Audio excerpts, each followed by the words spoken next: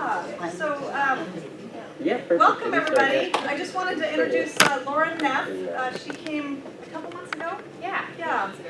She is a graduate student with the STEER, and she's going to talk today about sugar, all about sugar, and all the effects that it has on your body, and just things that you need to keep in mind when you eat sugar. So, take it away. Yeah.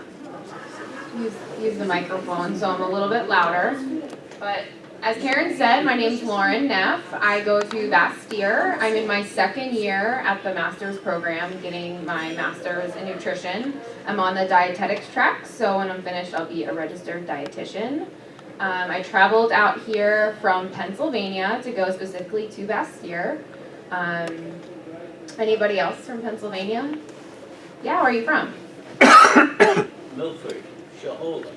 Oh, okay. I'm not familiar with there. I'm from, it's a really small town. It's called Westover, and the population is very small. I graduated with about 33 people, so very, very tiny. I didn't even have a single stoplight in my town, so moving to, Seattle, Washington was a little bit of a transition. But yeah, so I'm here. I'm going to talk today a little bit about sugar. Who here in the room is watching the amount of sugar that they take? Yeah? Okay. Was that something that was probably something that might have been recommended by a doctor, something you heard on the news, or that we all need to watch our sugar intake, but a lot of the times we're not really sure why. Why do we need to watch our sugar intake? Can anybody tell me a little bit about why they think they should watch their sugar intake? Diabetes is a one, yep. It causes inflammation. We're going to go over a couple of reasons on why we need to watch our sugar and the reasons as to why. So one thing that can be confusing is, what is sugar? Do we really know what sugar is? Can anyone tell me what sugar is? My family was in the sugar business in Canada. Oh. We had a lot of beet sugar in Alberta, and then we got cane sugar from the West Indies. Okay. And you boil the substance down. There's not much difference, but all I remember is one sugar lump is the equivalent of 18 calories. Oh, okay. So, Yeah, that's one way to look at it. yeah. So, Gives you energy. yeah, it does. It gives our bodies energy because it gives us calories. We will go right into how much we need. Yep. So I'm going to start off. We have carbohydrates, we have protein and fats. That's what our food is made up of. And sugar is a carbohydrate. So here you can see you have your carbohydrate, and once it's digested, it turns into sugar. So we have our complex carbohydrates, like our breads, our starches. Some people refer to those as sugar. And this is why. Because when those carbohydrates are digested, they break down into simple sugars. So you have a bunch of sugar molecules that make up starches. They're all combined together to make up one starch. And when they're digested, they turn into sugar. And what sugar is, when we see it in our food labeled as sugar, it is the simple form here, just the sugar. It's once it's already broken up. So it's not anymore a whole bunch of tangled together pieces of sugar. It's individual pieces. They're no longer connected. So that's the difference between a complex carbohydrate, or a starchy carb, versus a simple sugar. Is it's already been digested and it's into tiny pieces. So it's easily absorbed into our bloodstream. So this is how we take, our bread, and then there's a simple sugar here. And this is what we're really concerned with here, are these simple sugars. So I want to go through a couple of true or false questions. You can have as much honey in place of sugar because it is healthier and it comes from a natural source. True or false? False. False. Right. Can anyone tell me why false?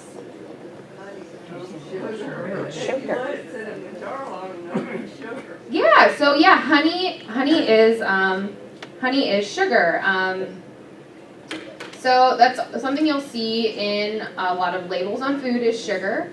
You'll see, high fructose corn syrup. You'll see honey, maple syrup, cane sugar. All of it is sugar. And no matter how much you consume of it, it's still going to turn into sugar and be absorbed into your bloodstream. The benefit of honey is that there's other benefits that honey might provide. There might be other minerals that are in it. There might be, some vitamins, stuff like that can get, that's in honey. Same thing with maple syrup. There's other trace minerals because it's from a natural source and it's not as refined and processed. So just a little bit of an example here is, so 1 teaspoon of sugar has about 4 grams of sugar, and 1 teaspoon of honey has about 6 grams of sugar. It's because of the density of it. So it's a healthy alternative in place of sugar if you're going to have sugar, but it doesn't mean you can have as much of it as you want. You can't have as much as you want in place it instead of sugar, I guess is the way I'm saying that. So that is false. Orange juice and oranges have the same impact on your blood sugar because they're both fruit. True or false? False. Yeah. Okay, so why do you think that is false? If you have the oranges without being processed as juice, there's more sugar in the juice, because oranges have more benefit. Right. Don't turn to sugar, but these is an orange. Yeah, so the difference, that's very correct. So the difference is we're taking to make orange juice, that's usually to make a cup of orange juice takes multiple oranges, so that's a bunch of sugar. And then you're removing away the fiber that makes up the bulk of the orange. And fiber, we're going to go into detail about that, but fiber is the key important thing to controlling blood glucose, your blood sugar. So yeah, that is false. Just a little example here is that orange juice, 8-ounce glass of orange juice has about 22 to 28 grams of sugar, which for women, that is over the recommended intake. And 1 orange has about 6 to 9 grams of sugar. So that's almost double the amount of sugar, and it has about 2 to 3 grams of fiber. Sugar is fine as long as you stay under your recommended amount of calories. True or false? False. False. Yeah, that one is false. Research shows that those who got 17 to 21% of calories from added sugar had a 38% increased chance of dying from cardiovascular disease compared to those who consumed 8%.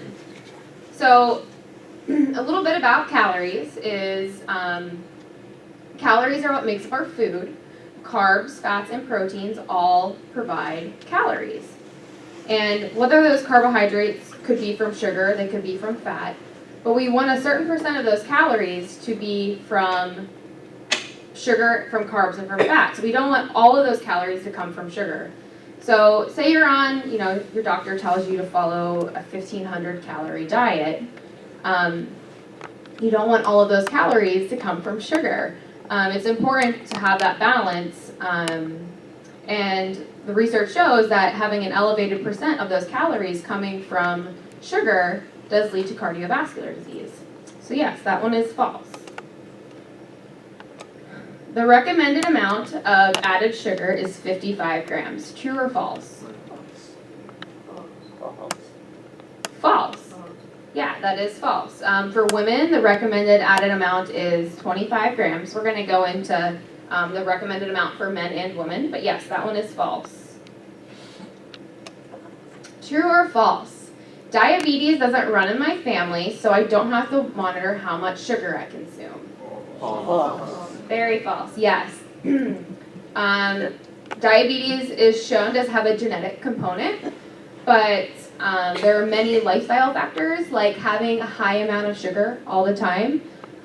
Chronic exposure to sugar and high insulin levels can lead to diabetes.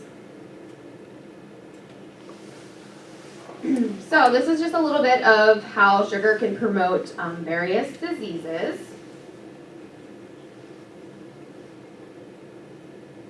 So some of the diseases that can be caused by a high sugar intake would be insulin resistance, prediabetes, or diabetes. Does anyone know what diabetes is?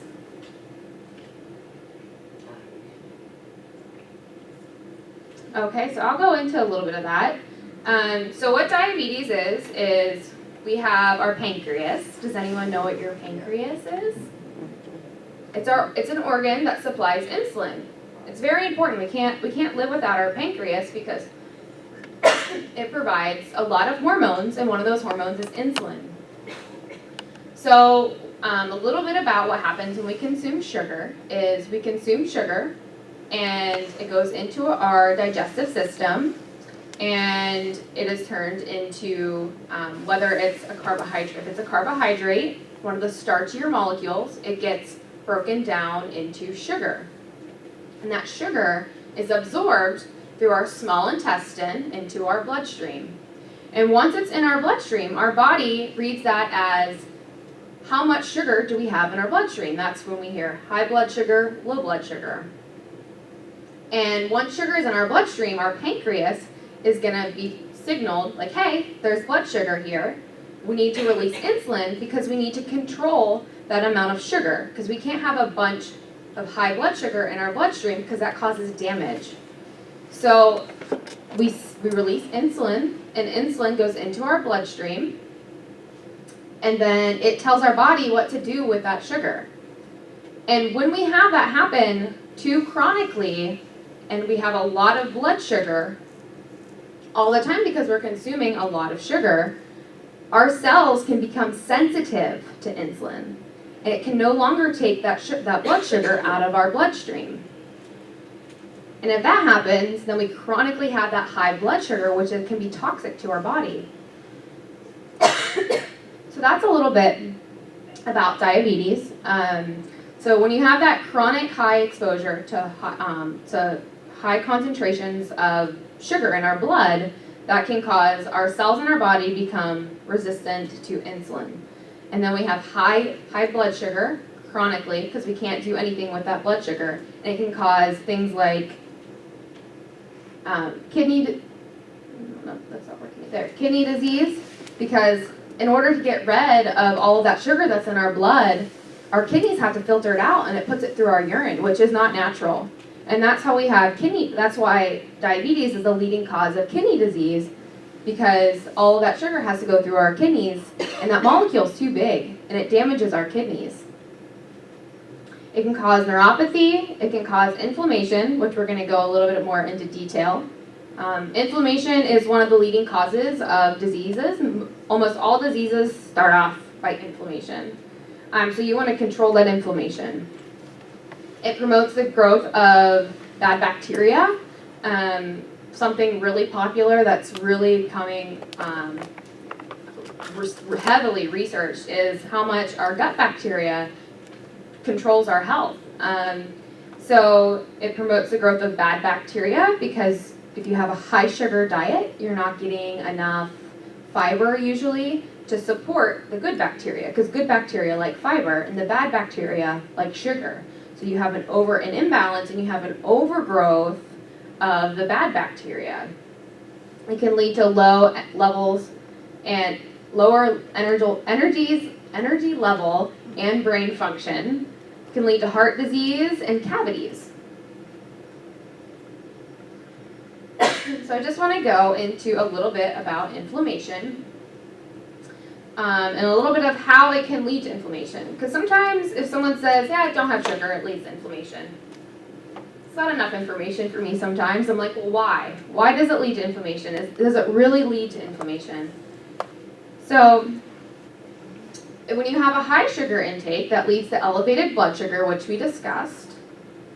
And what this does is it elevates the production of glycolation proteins. And what glycolation proteins are is we have proteins all throughout our body. One of them is hemoglobin. I don't know if anyone has ever had their hemoglobin A1C checked, but this is what they're checking for. And when we have high amounts of sugar in our blood, these proteins can get glycolated, and it makes these ages, which I think is kind of a funny name because ages, they make you age. They really do. And what these ages can do is they can accumulate in your joints, and they can also accumulate in your brain. And that's what can lead to things like Alzheimer's, arthritis, and that's what can cause a lot of that pain, is these can build up in those joints and in your brain. And then these ages here can lead to increased inflammatory cytokines in reactive oxygen species. That's what these are. And these are inflammatory. So these are chemicals that go throughout your body and they stimulate inflammation. So the question is, how can we keep from having these ages and these inflammatory chemicals throughout our body? So we can decrease our sugar intake. That would be the most effective way to do that. We can eat more fiber, and we're going to talk a little bit about fiber and how fiber really helps control those blood sugar levels. We can eat anti-inflammatory foods, right? Because so we make these oxidants, which are those reactive oxidative species that I talked about. We can eat anti-inflammatory foods, which help combat those. And we can exercise. All of those are shown to help reduce inflammation. So here is how do we know if a food contains sugar? Does anyone ever look at the labels on the back of their food for sugar and for the amount of sugar? Yes. Yeah. Okay, so here is the recommended amount. This is from the American Heart Association. They recommend that men have no more than 9 teaspoons of sugar a day. And for women, it's 6 teaspoons. But really, what is a teaspoon? There's about 4 grams of sugar in a teaspoon. So the best way to measure that is to look at the back of the label here. You can see where it has sugar, and then they're now putting added sugar on there, on labeling. So you want to look under the added sugar, and here it says 0 grams. And for so let's say you're a male, and you want 36 grams. No more than 36. You don't have to have 36. It's not necessary. But say it's 36 grams. So you can just look right here on the back of the label. You want to look up here at the serving size. So here it is 2/3 of a cup of your, say, I don't know if this is for cereal, but it looks like it, for cereal. And it says like 0 grams of added sugar. So you could just log that, or keep, a mental track of how much sugar you're having that day or in that meal. It is estimated that the average American has about 22 teaspoons of added sugar. Over half for men and over, double for women. So this is a little bit about how fiber helps control. Actually, I want to go back here. You can see too, there's also a label here on the back of how much fiber is in a food. So this here has 4 grams, which is a great amount. So for women, it's recommended to have anywhere from, men and women, 25 to 50 grams of fiber. So you can see here on the back of the label, this is where you would find how much fiber is in a food. So I just want to go into a little bit about how this helps control blood sugar. So you can see that here is someone who has a diet that is high in sugar and low in fiber. So you have sugar, it gives you energy, but there's not fiber in there, so it causes a sugar crash really fast.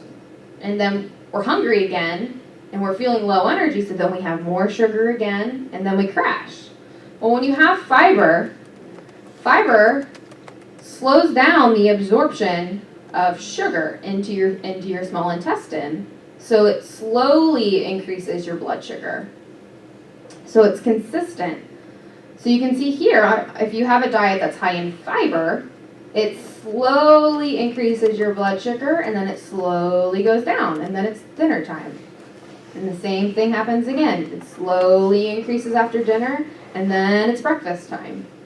Yeah. I was wondering if you could talk a little bit about the interaction between the ingestion of sugar or the timing of when you have sugar and the meal. is it best not to have sugar with a meal or a separate time? Let's say, Yeah. I'm thinking the example of like breakfast. I mean, a lot of people will have a banana, for example, and they'll have their food. Is that optimal, or should that So banana or orange be eaten separately at a later time? Right. So it's best to have sugar with a balance and with a meal. So say you were to have a piece of toast, because that would be considered a sugar, because it gets broken down into sugar. Or say it was some grapes, something that has, you know, a higher sugar concentration or a higher carbohydrate concentration. You want to have that with other components of a meal, because that helps slow down.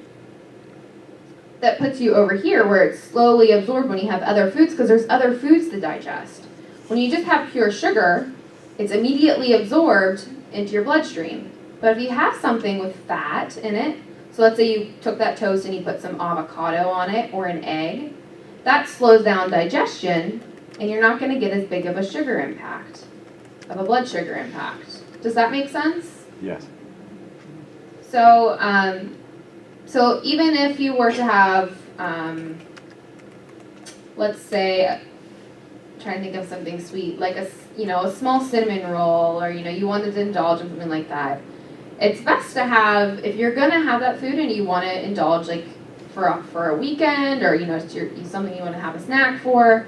It's best to have that with a meal instead of by itself, because it's not going to create as big of an insulin spike as if you were to have it just by itself, because it's going to be digested really fast. But if you have it with, maybe after dinner or something like that, it's going to be slower digested. Was that a good answer? That's great. Okay. So we're just going to go through some high sugar foods. Can someone give me some examples of some high sugar foods? Wine?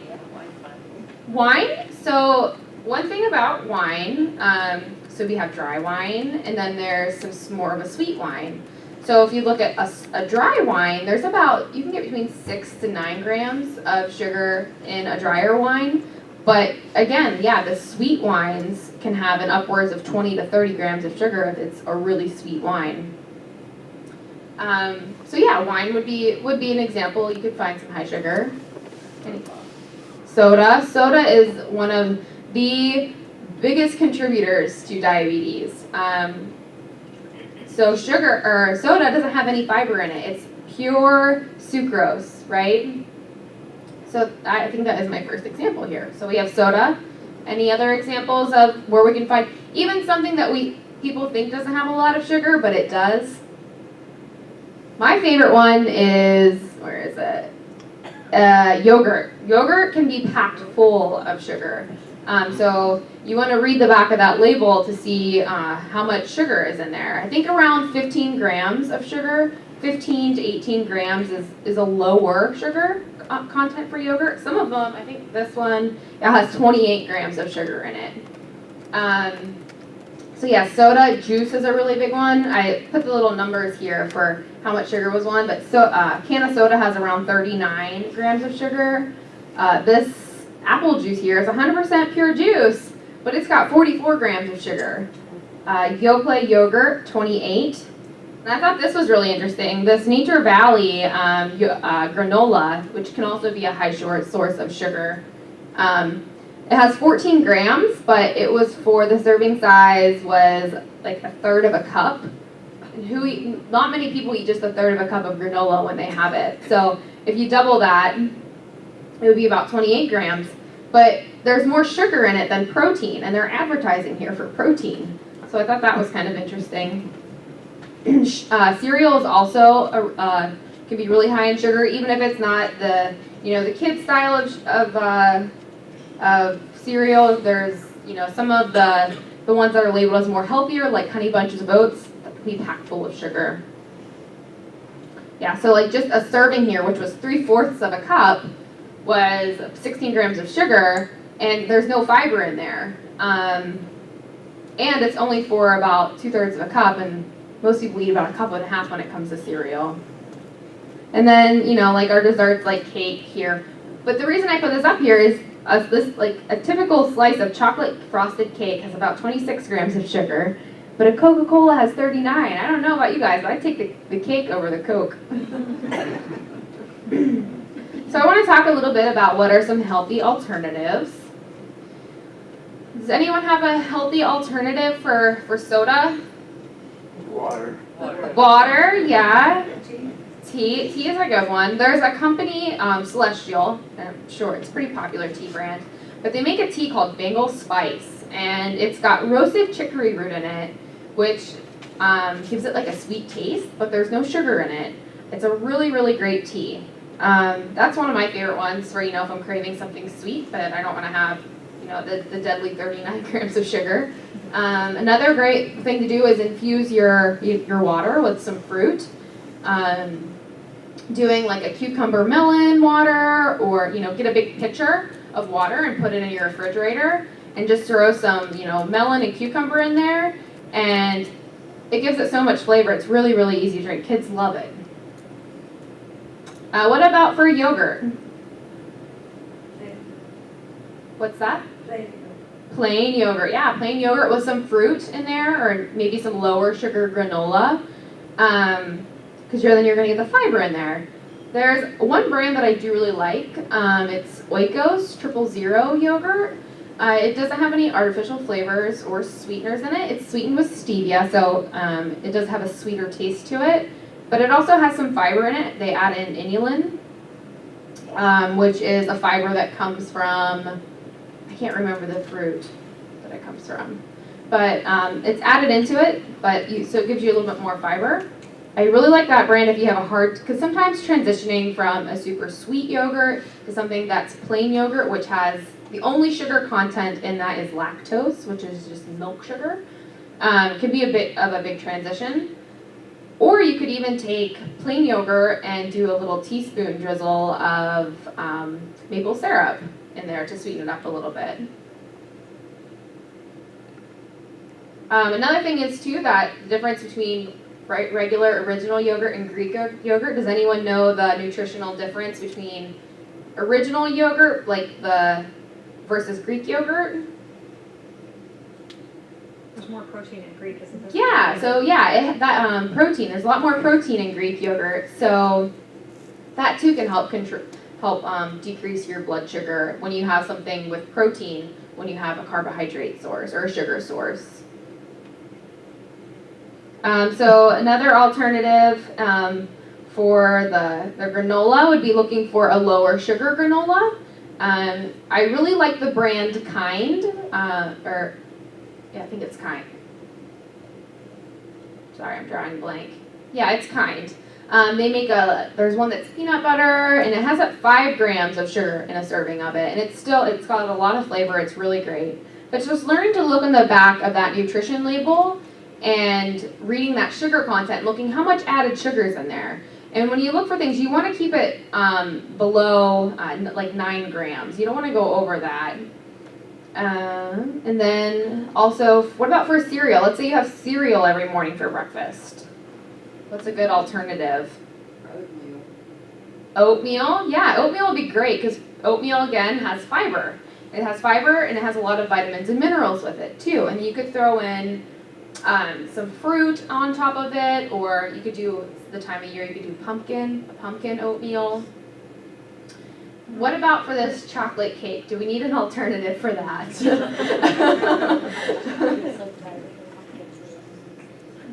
So I think the best thing would be for the chocolate cake is to have your cake and eat it too. I think there is finding balance in, indulging in sweets.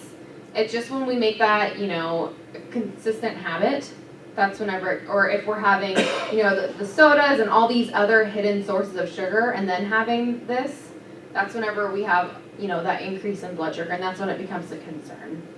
But if you wanted to do an alternative for something like this, you could even do, they make oatmeal. There are a lot of recipes out there for oatmeal cupcakes, or a chocolate oatmeal, or even having maybe a miniature cupcake, chocolate cupcake, just something to decrease the amount of that. And then what about for the apple juice? Need an apple. Eat an apple, right? Yeah. Yeah, so that's the problem too, is, thinking of things in their natural form. Industry has come up with ways to, make things more convenient and more tasty, and, you don't go out and find an apple juice tree. Trying to find things, eating things in their natural state is the best. Apples aren't meant to be juiced and, processed and, combined, 4 apples into one container. It's not natural. So that's why there's such a high sugar content in juices. So I want to go into a little bit about whole grains and blood sugar, about why I talk so much about why we need to have fiber. So here is a whole grain, and this is a white grain. So this is what we see in white bread. And what happens is, they process this whole grain. Let's say this is wheat. And they process it so much that you lose this outer shell and you lose this germ. And this bran here, which is like, wheat bran, we see that in the store. It's high in fiber. That is what this is right here. And that's where all of the fiber is. And then the germ here inside is where all the vitamins and minerals are. So when we eat white grains, we're not eating any of that. And then they'll bleach it to make it more white. And the reason they do this is it makes the white look nice, white and fluffy and pretty. So here you can see some vitamin and mineral contents.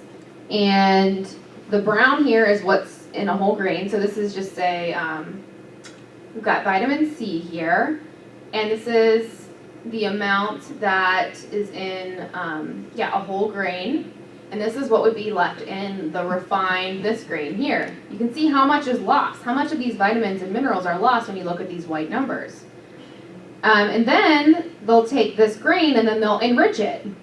So they take it, they remove the outside, the inside, all the vitamins and the minerals, and then they take this and then they add the vitamins and minerals back in. And it's crazy. One of my professors used to be at a cereal plant, and what they would actually do is they'd go through with all these cereals, and at the very end, the very last step was they took a big sprayer, and they just stood there, and the machine just sprayed over all the cereal to add in all of the vitamins and minerals. It just sounds like way more work to me. But then they add back in these way too high of numbers of things that are too high than the natural state. So again, we're taking something, processing it, and then we're adding back in more minerals and vitamins out of what it naturally should be. So talk a little bit about where you can find foods that have fiber. So whole grains, which we just discussed, so things like bulgur, oats, quinoa, brown rice, and farro. Vegetables, broccoli, cauliflower, Brussels sprouts, sweet potatoes, and artichokes, and any vegetable is going to have fiber. Fruit, I have avocado down here because it is considered a fruit, but avocados are high in fiber. That would be a good substitute for, your mayonnaise, or you can make a pesto sauce with some avocado in it. Raspberries are surprisingly super high in fiber. There's about 9 grams of fiber in a cup. And then beans. Beans are also a really great source. So I want to talk a little bit about how you can add fiber to your meals. So here, looking at this meal here, what's a way that we could get fiber in there? Brown rice, right? And I don't see any vegetables really in there. So you could, put in some broccoli in there, or, some mushrooms or Brussels sprouts, or, whatever you wanted to add into a sauce. What about the spaghetti here? How can we make that a little bit, healthier and a more balanced plate of spaghetti? We could do a whole wheat pasta, and that looks like it's way more than a portion size. But we could definitely decrease the amounts, and we can make that some whole grain, whole wheat pasta.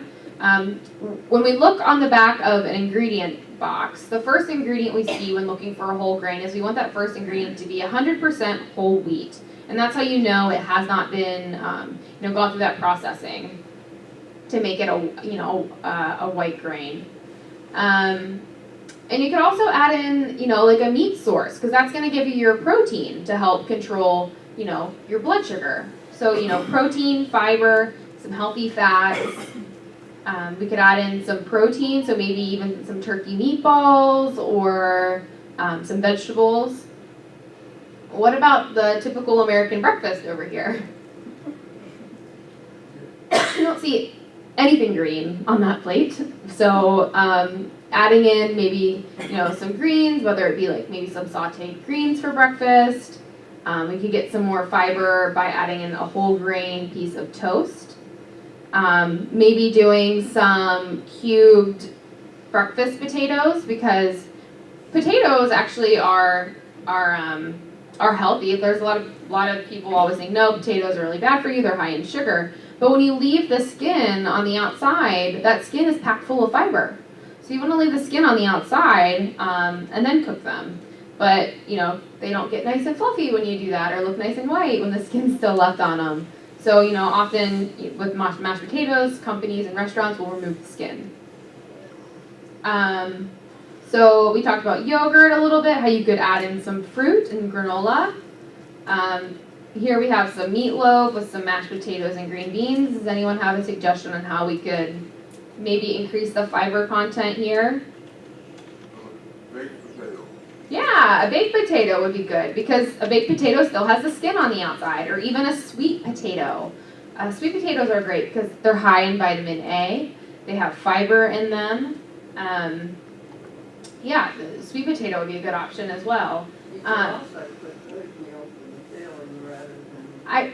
You took the words, right out of my mouth. Yeah, that's one of my favorite things to do, is add in oatmeal instead of breadcrumbs to meatloaf. It makes it super, super moist.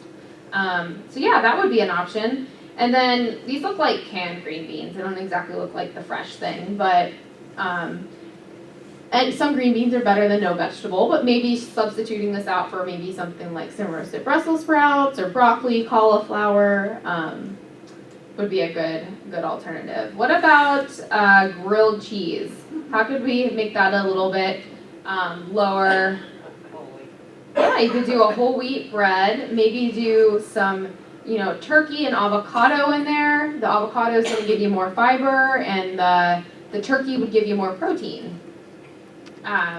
Versus, the cheese, which is just going to be full of high in saturated fat and not a whole lot of protein. The cheese has some protein, but not as much as you would get if you were to have turkey.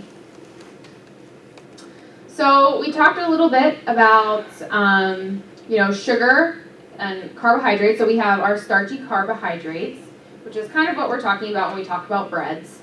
But those can get further processed and broken down into our body into sugars.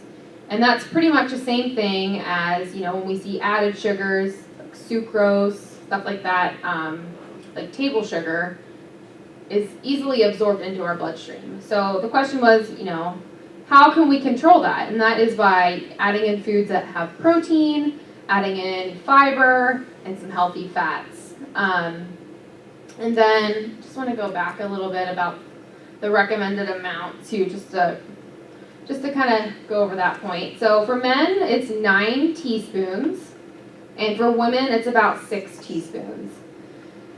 Which, when we go out and get, a granola bar, we're not looking at the teaspoons, because it doesn't tell you how many teaspoons are on the back of that label. So you want to look at grams. So men, it's 36 grams, and women, it's 25 grams.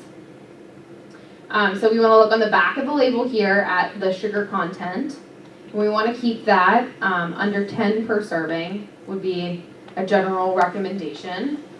And we want to look at the fiber content here. We want to make sure that it has at least, 4 to 9 grams of sugar. I think I wrote down 4 to 9, but about 4 to 9 grams of sugar, of fiber.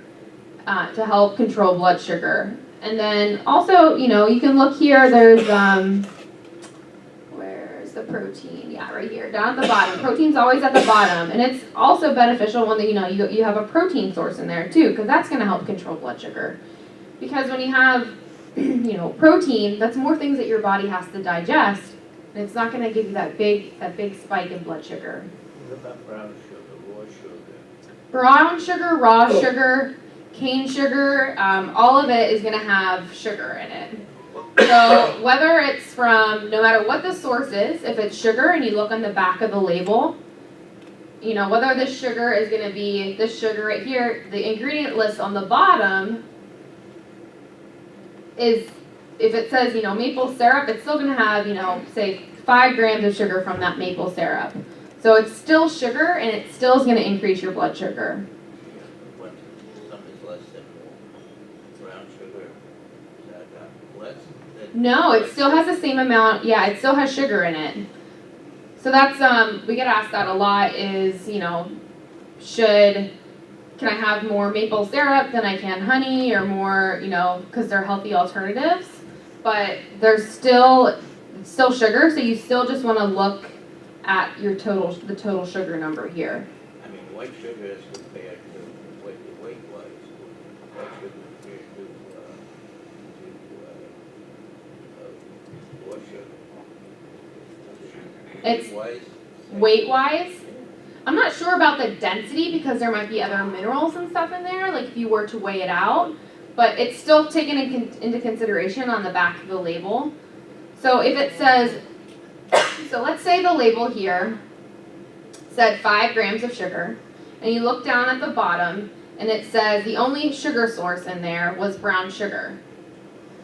You'd still want this to count towards the 36 grams of added sugar, no matter if this was a different source. So this could say white sugar or cane sugar and still have a 5 here. No matter what, they both have 5 grams of sugar. Does that make sense? Exercise, if someone did a great deal of exercise, could they eat more sugar? You still, no matter how much exercise you have, it's still recommended that you stay within these limits. Research shows that if you are going to have something with sugar in it, the best time probably to have that would be after you exercised, because 80% of the sugar that we have after exercising is removed by your muscles, but you still want to keep it at this range. You don't want to go exercise and get done and have 2 pieces of chocolate cake and a glass of chocolate milk. I see. Well, can some people eat more sugar without ill effects than others? Well, this research here is based off of a population of people that they did a study on. So this is like the average recommended amount. So typically, some people, maybe just by luck might not have a negative effect of it, or they might be an outlier compared to the normal, but still for everybody. So like an example is men would be that example. They can have a little bit more sugar than women, but they also have a lot more muscle typically than women, and that's one of the reasons why. But yeah, you still want to stay within this ballpark range, even if you're more active. If you're more active, you want to eat more sources of healthy carbohydrates, so like oatmeal and quinoa and stuff like that, not more Reese cups and ice cream. The reason I ask is I knew someone with a very brilliant, appealing person with a severe case of cerebral palsy, so every movement was spastic. He was always doing exercise, whatever he did, and he would spoon 5, 6, 7 spoons of sugar in his coffee. Oh, yeah, no, Tremendous amount of sugar. Yeah, these recommendations are for, this is for, healthy people to stay healthy, so. Well, he remained healthy. Yeah. What so yeah, about so that sugar is substitutes? sugar substitute. I thought I might get asked that question. So sugar substitutes are really controversial. It's very opinionated, and there's not a lot of research that says certain sugar substitutes have negative impacts or positive impacts. Because when the sugar substitutes came out, they saw that individuals with diabetes, when they were having the sugar substitutes, it wasn't highly influencing, their diabetes. They weren't losing weight on it. So I would say not to make sugar substitute a high portion of your intake. I wouldn't have, something that is sugar-free consistently. But if you're really wanting that soda and, you're at, make or break on whether not to buy the soda, I would probably pick getting the diet soda over having the regular soda.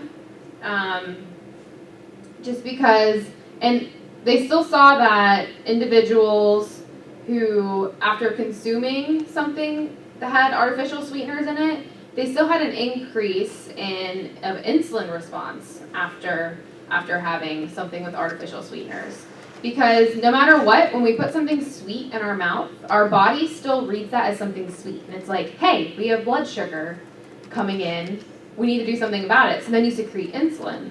So there still is a response to that, but it's not as severe as, if you were to have the 40-some grams of sugar in a soda.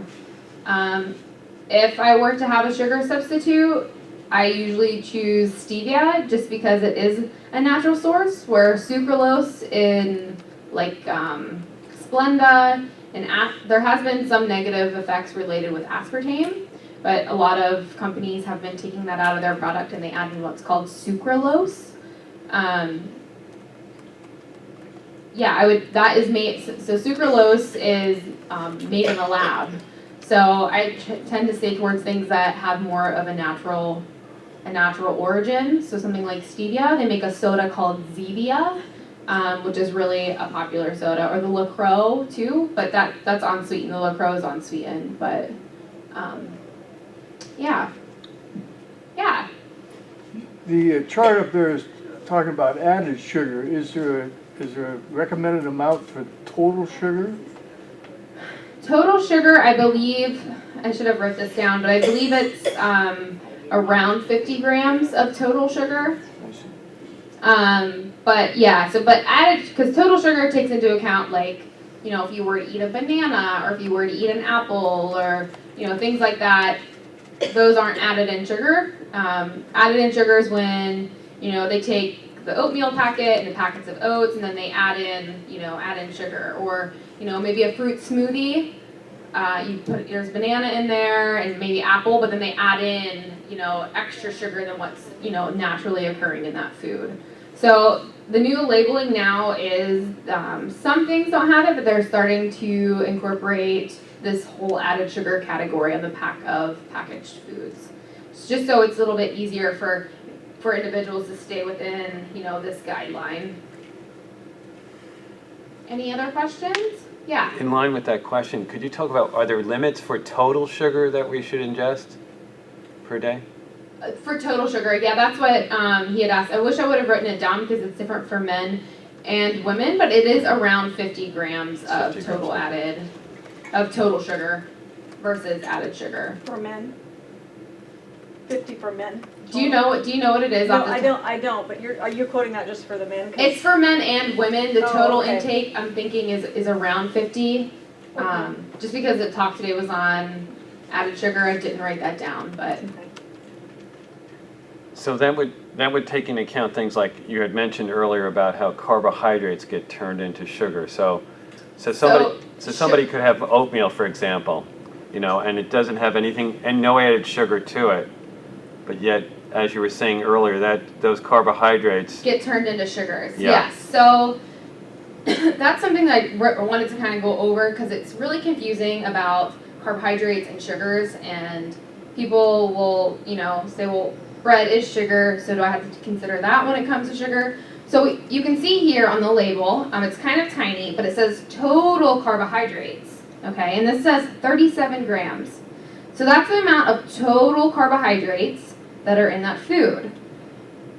And of that total carbohydrate, it talks about how much of those are added sugars. So it takes into consideration the number of sugars that you should consider and use this number for. Does that make sense? Yeah. So yeah, we're not talking about so much total carbohydrates here when we talk about our sugar. We're talking about total amounts of like added in sugar.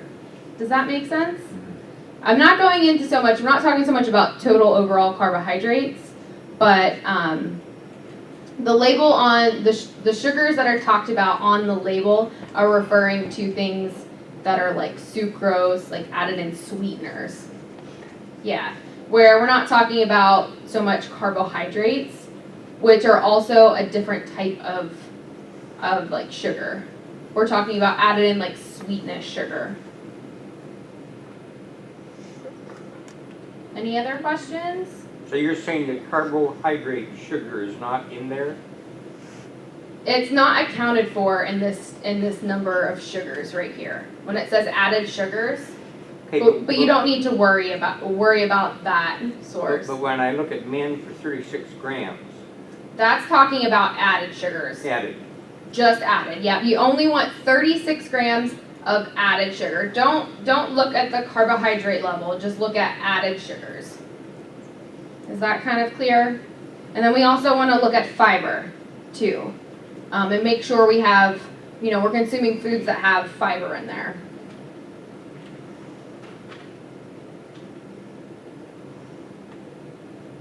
Any other questions?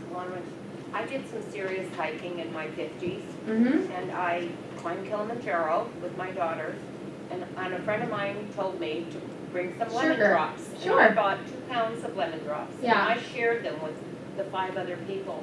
And he said, one of the guys afterwards said, it's the lemon drops that got me to the top of the mountain. For sure. Yeah, it was, because you're burning it up, and it's 19,000 feet. Yeah, so the difference between having, that kind of just explains, like, that's why, is because sugar is so quickly absorbed and Yeah. increases your blood sugar so fast. So that's why you want to do that when you're exercising, because you're exercising, you're burning up using all that energy, and then, you need more energy to get going, so you have something really sweet and sugary, which is going to increase your blood sugar. But you're exercising, so you're gonna burn that back off. Yeah. But the issue is, when we're living a sedentary lifestyle and we're not moving around as much, we don't exercise daily, that sugar gets stored. It gets stored and turned into fat and causes inflammation. So when you have a food that's really high in sugar, so let's say you eat, you wake up, you have breakfast, it's around 10 o'clock, and you're craving something sweet. You haven't really moved around much, you've been watching the news, maybe talking on the phone, and then you have, a candy bar. And that candy bar's got, 55 grams of sugar in it. Well, your body's already full, it's got enough energy in the breakfast you just ate. So now it's got a high blood sugar, and it's saying, what do we do with all this sugar? Well, all of your muscles are already full, so it's going to store it in fat cells. So that's how we get excess body fat from sugar. That's why we need to eat when we're hungry. Because that's saying, hey, we need some energy, let's eat. Any other questions? Does everyone kind of understand what I mean about the food labels and added sugars? So just want to go over this just one more time. So we want to look down here under sugars, or if the label has it, added sugars. And we want to keep that for men around 36 grams and for women around 25 grams. So, okay, I have a question. So let's say you had a banana and it has 10 grams of sugar in there. Would you count it towards here? Would you count it towards the 25 or 36 grams? No, you would not count it because it's not an added sugar. That's a natural source. Now, if you were to wake up and have, let's say, a cup of coffee, and you put 2 teaspoons of sugar in your coffee, and that was about 8 grams of sugar, would you count that towards? Yes. Yeah, you would. What about if you had a Quaker oatmeal pack that had 10 grams of sugar in it? Would you count that?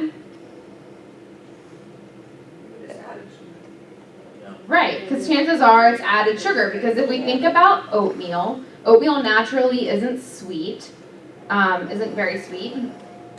So chances are likely that the sugar that's in that oatmeal is going to be added sugar. So let's say we were to take our own oatmeal, plain old-fashioned oats, make our own oatmeal, and then added in a cup of blueberries that had 6 grams of sugar. Would we count that added sugar?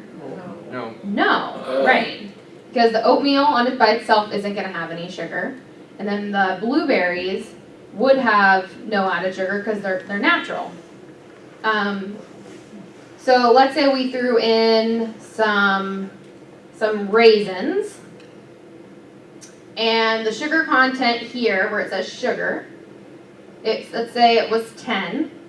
And the added sugar down here, let's say it was 4. How much would we add to this number?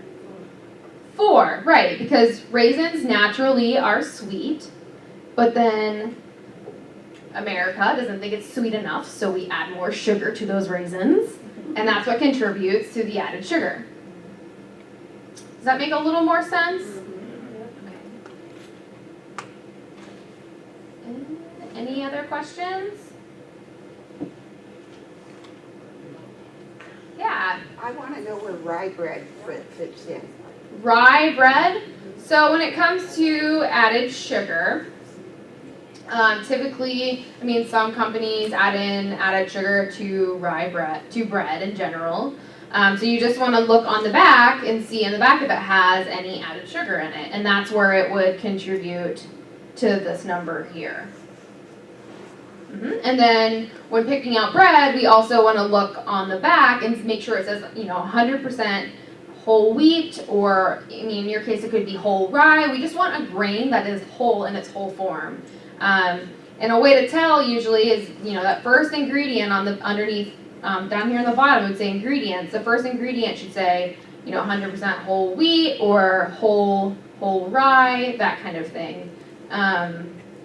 And then you also want to look at the fiber content, because that fiber is what's going to, so has anyone ever used chia seeds?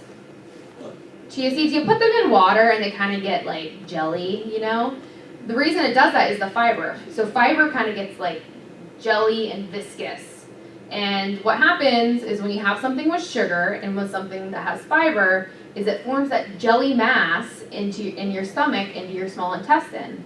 And it's really hard to suck out all that sugar through that jelly mass because it's hard to be absorbed.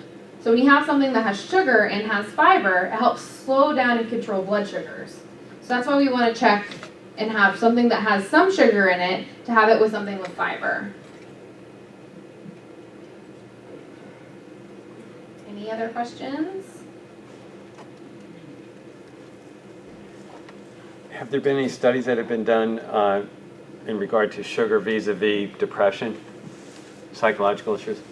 Sugar and psychological issues. Well, one thing is that a high glycemic diet, so a diet that is high in sugar and low in fiber, has been shown to create anxiety. That increase in energy and those highs and lows are not beneficial for someone who does have, depression or any form of neurological disease. Yes.